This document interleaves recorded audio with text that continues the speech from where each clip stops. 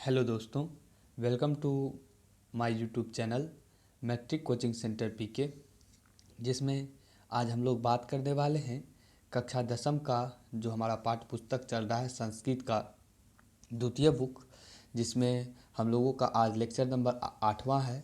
जिसमें कर्मवीर कथा के बारे में बात करेंगे। यह कथा बहुत ही गरीब बालक राम प्रवेश राम की है, जिसमें हम लोग राम प्रवेश राम की कथा के बारे में पढ़ेंगे। वह किस प्रकार से अपना विद्यार्जन करता है, उनके बारे में अच्छी प्रकार से हम लोग इसे डिस्कस कर पढ़ेंगे, क्योंकि यहाँ से ऑब्जेक्टिव एवं सब्जेक्टिव दोनों प्रकार के सवाल हर एक बार मैट्रिक एग्ज़ाम में पूछा जा रहा है। इसलिए इसे हम लोग अच्छी प्रकार से रीडिंग करते हुए समझते हुए पढ़ेंगे। चलिए, हम अष्टम पाठ जो हमारा आज 8वां लेक्चर है, और ऑलरेडी हम लोग 7 लेक्चर में 7 चैप्टर को ख़त्म कर चुके हैं। इससे 7 लेक्चर जो बच्चे न्यू हैं वो शुरू से देख सकते हैं। 7 लेक्चर हम लोगों का हो चुका है इस बुक का, और आज हम लोगों का 8वां बुक है, जिसमें हम लोग बात करेंगे अष्टम पाठ में कर्मवीर कथा, यानी कर्मवीर कथा के बारे में हम लोग बात करेंगे। तो इसमें है पाठे अस्मिन् समाज दलितस्य ग्रामवासिनः पुरुषस्य कथा वर्तते कर्मवीर असो निजोत्साहने विद्या प्राप्त महापदम लभते समाजे च सर्वेत सत्कृतो भवति कथाया मूल्यं वर्तते यत निराशो न स्यात् उत्साहेन सर्वकृतो प्रभवेत्। कहने का अर्थ है इस पाठ का ये जो है इंट्रोडक्शन दिया जाता है, यानी इस पाठ में आपको क्या पढ़ना है उसे इसमें बताया जाता है। तो यहाँ बताया गया है इस पाठ में समाज के दलित ग्रामवासी पुरुष की कथा है। पाठे अस्मिन् समाज दलितस्य ग्रामवासी पुरुषस्य कथा वर्तते, अर्थात इस पाठ में समाज के दलित ग्रामवासी पुरुष की कथा है। यह कर्मवीर अपने उत्साह से विद्या प्राप्त कर महान पद लाभ किया और समाज में सर्वत्र समादृत हुआ। कथा का उद्देश्य है कि निराश ना होकर उत्साहपूर्वक सब कुछ कर सकता है मनुष्य। इसका कहने का अर्थ है इस पाठ में एक दलित ग्रामवासी पुरुष की कथा है, और वह कर्मवीर है, यानी कि कार्य करते करते उच्च यानी सर्वत्र सत्कृतो भवति उच्च पद महापद प्राप्त करता है। और बताया गया है कि निराश ना होकर उत्साहपूर्वक मनुष्य सब कुछ कर सकता है।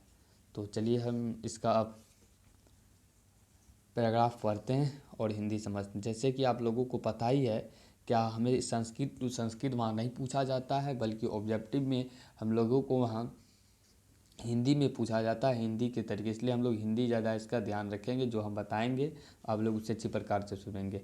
अस्ति बिहार राजस दुर्गम प्रांतरे भिखनटोला नामक ग्राम निवसन्ति अस्म तत्र निर्धना शिक्षा वेन कृष्टली जीवना जना तवेस्यं जनस्य परिवारो ग्रामद बहिः स्थितायां कुटीयां निवसत कुटीतो जिन प्रायत्वात् परिवारजानम् अति मात्रादं रक्षति न वरिष्ठो परिवारः स्वयं गिरिस्वामी तस्य भायो त्रिवृकी पुत्र कनीयसि दुहिता चेत्सान। कहने का अर्थ है बिहार राज्य के प्राय दुर्गम अंचल में भिखनटोला नाम का गांव है। तो भिखनटोला नाम का गांव, इस प्रकार से आप लोग लिखेंगे, भिखनटोला नाम का गांव कहाँ है, तो बिहार में है। उनके बारे में परिचय दिया जा रहा है। जो हम कर्मवीर कथा में जो राम प्रवेश राम की कहानी पढ़ेंगे उनके बारे में बताया जा रहा है। क्या बिहार राज्य के दुर्गम अंचल में भिखनटोला नाम का गांव है, और लिखा है तत्र निर्धना शिक्षाविहीन क्लिष्ट जीवना जना, और वहाँ अत्यंत निर्धन शिक्षा विहीन यानी कि बिना शिक्षा के कठिनता से जीवन व्यतीत करने वाला लोग रहता है, और उनमें बहुत लोगों का परिवार गांव से बाहर कुटी बनाकर रहता है। कुटी तो जीर्ण शीर्ण होने के कारण उन परिवार लोगों की मात्र धूप से ही रक्षा होती है, वर्षा से नहीं। परिवार में स्वयं गृहस्वामी, उसकी पत्नी, उन दोनों के पुत्र और उससे छोटी लड़की थी। कहने का अर्थ है ये जो है राम प्रवेश राम के बारे में बताया जा रहा है। बिहार राज्य के दुर्गम प्राय स्थान पर भिखनटोला नाम का गांव है, जहां शिक्षा से विहीन और बहुत ही कष्टमय जीवन लोग जीते हैं, और गांव से बाहर एक झोपड़ी या कुटी है जिस पर ये लोग रहते हैं, और वो कुटी में सिर्फ धूप और धूप से ही रक्षा होती है, पानी से रक्षा नहीं होती है, यानी बरसात की पानी से। और परिवार में स्वयं गृहस्वामी यानी कि एक उसका राम परवेश राम के पिता और उसकी पत्नी, उन दोनों के पुत्र और उसकी एक छोटी लड़की थी। तो 2 पुत्र और 2 भाई और 1 बहन थी। परिवार में कुल 5 व्यक्ति थे। और नेक्स्ट पैराग्राफ में हम लोगों को देखना है,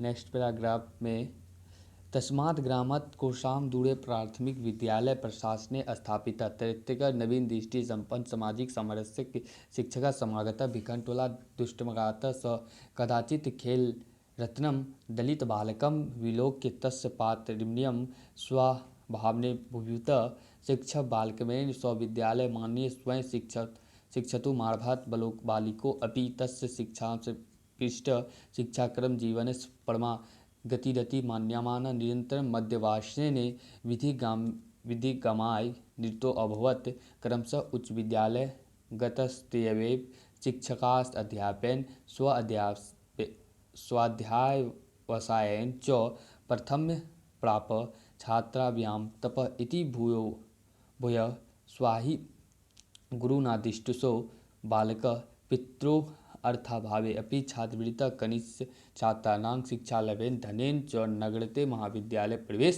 लभत। कहने का अर्थ है, क्या जिस गांव में यह लड़का रहता है, बिहार के दुर्गम राजस्थान में जो भिकनटोला है, उस गांव में एक कोस मात्र की दूरी पर प्रशासन के द्वारा प्राथमिक विद्यालय स्थापित किया गया है।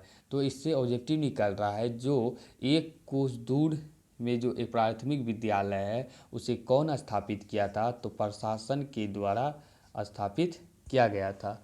और वहाँ नवीन विचारधारा से संपन्न सामाजिक समरसता स्थापित करने वाला एक शिक्षक आया था। तो कई बार पूछा जाता है, क्या दलित यहाँ जो प्राथमिक विद्यालय में कैसे शिक्षक आए थे, तो आप लोगों का आंसर होगा सामाजिक समरसता स्थापित करने वाला शिक्षक आया था। वह कभी भिकनटोला देखने के लिए आया। यह गाँव में जो प्रशासन के द्वारा 1 कोस दूरी पर विद्यालय था, प्राथमिक विद्यालय, वह नवीन विचारधारा से संपन्न और समरसता स्थापित करने वाला एक शिक्षक आया। उसने भिकनटोला देखने के लिए आया। खेल में संलग्न एक दलित बालक को देखकर उसका अत्यंत रमणीय स्वभाव से अभिभूत हो गया। वही बालक हमारा राम परवेश राम है, जिसे ये देखकर अभिभूत हो गया। और इस बालक को शिक्षक ने अपने विद्यालय में लाकर स्वयं पढ़ाना शुरू किया। इस बालक को लाकर शिक्षक ने अपने विद्यालय में पढ़ाना शुरू किया। बालक भी उसकी शिक्षण शैली से आकर्षित होकर, किसकी शिक्षण शैली से आकर्षित होकर, तो प्राथमिक विद्यालय में जो शिक्षक आए थे, जीवन की परम गति और नित्य परिश्रम पूर्वक अध्ययन में संलग्न हो गया।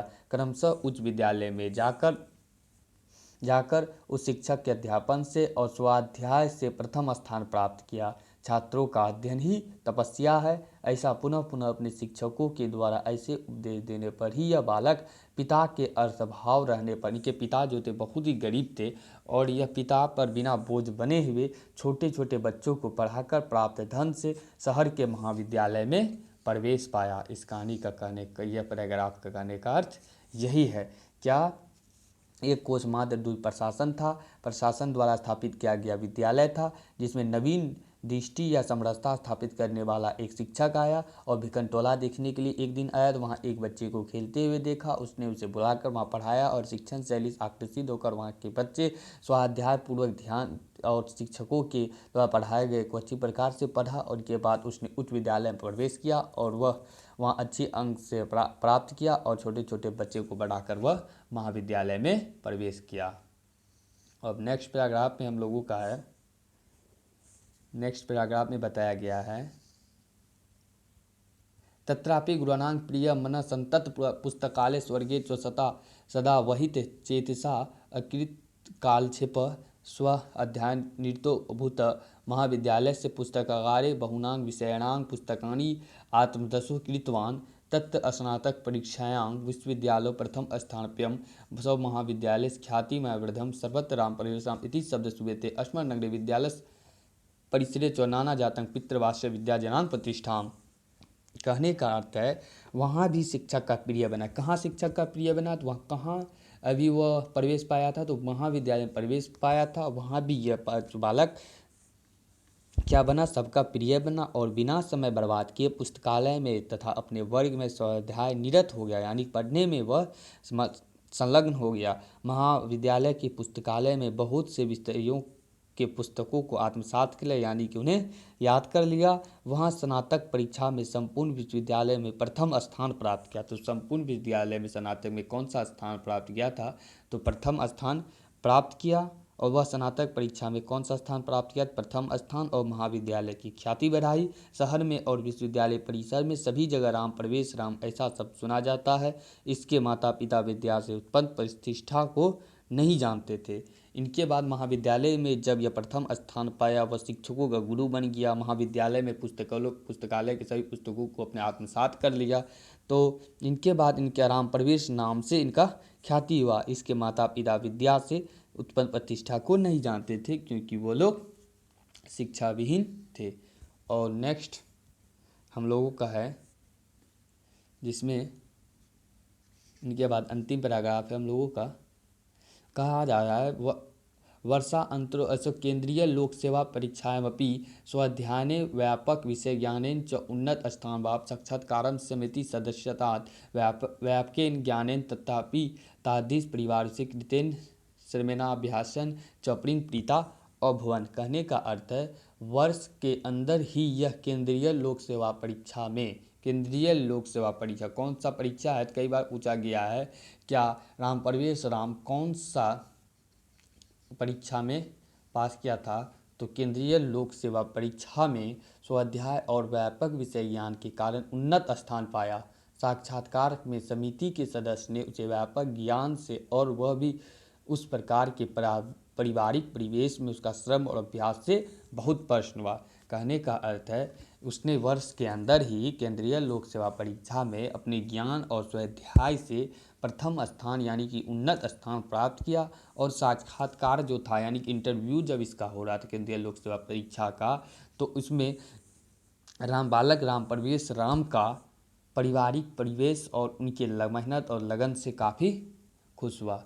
अब नेक्स्ट जो हम लोगों का अंतिम पैराग्राफ है, जिसमें हम लोग बात करेंगे, अद्य राम प्रवेश राम प्रतिष्ठा स्वप्रांते केंद्र प्रशासने च प्रभुता वर्तते तस्य प्रशासनं क्षमता संकटकाले निर्णय समर्थ विषमजना वर्तते नूनमासो क्रमवीरो व्यतीत बाधा प्रश्नान केंद्रे लोकप्रिय संजात सत्य मुक्तम उद्वेगन पुरस्वती लक्ष्मी।